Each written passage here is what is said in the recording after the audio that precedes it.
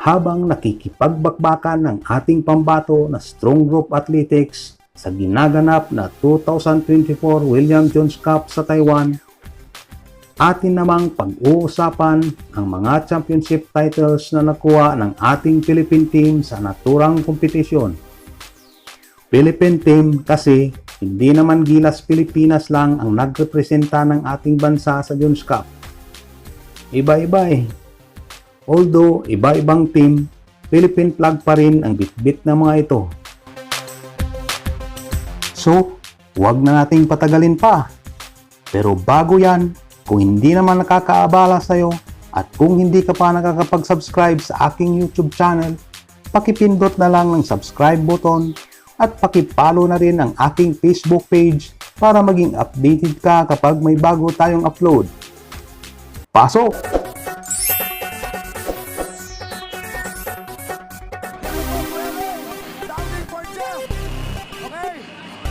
Ang William Jones Cup ay isang international basketball tournament na naitatag noong 1977 bilang tribute o pag-alaala sa isang Englishman na si Renato William Jones. Ito ay ginaganap taon-taon sa bansang Taiwan. Ang ating bansang Pilipinas ang isa sa mga bansang masigasig na nakikipag-compete sa tournament na ito. Ngunit, nagkakailang medal na ba tayo sa Jones Cup? Well, sa kabuuan, meron pa lang tayong 10 medal simula nang itatag ang tournament. Pinakamarami dito ay ang kupunang galing Amerika na naka-27 medal na, 16 dito ay gold medal.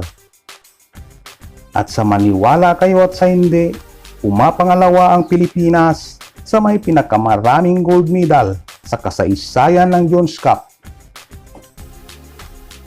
Nakamit ng Pilipinas ang pinakaunang gintong medalya sa Jones Cup noong 1981 5th edition ng tournament. Ang Philippine flag noon ay binandira ng Northern Cement Basketball Team, kalaban ng isang kupunan galing ng bansang Sweden.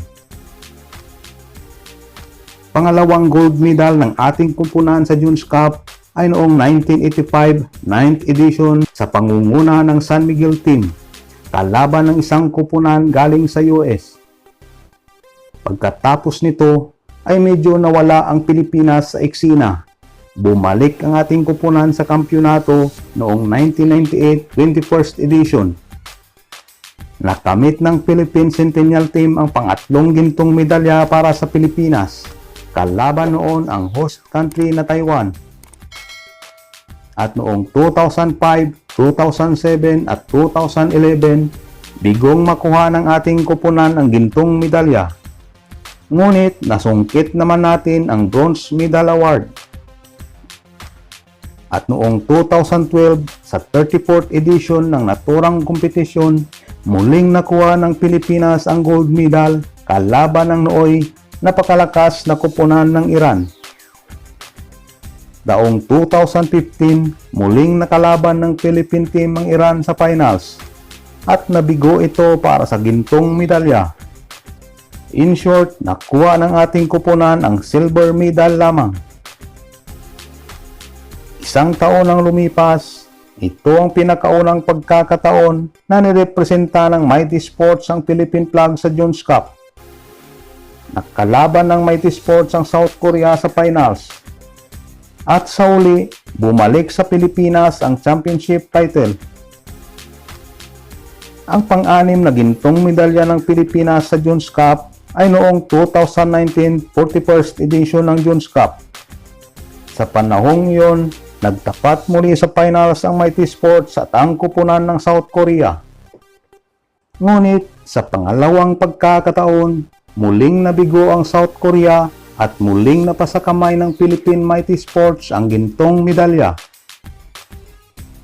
At nang sumunod na taon, nakansela ang Jones Cup competition dahil sa COVID-19 pandemic. Sa tingin nyo mga boss, madadagdagan pa kaya ang 6 na gintong medalya ng ating kupunan sa Jones Cup?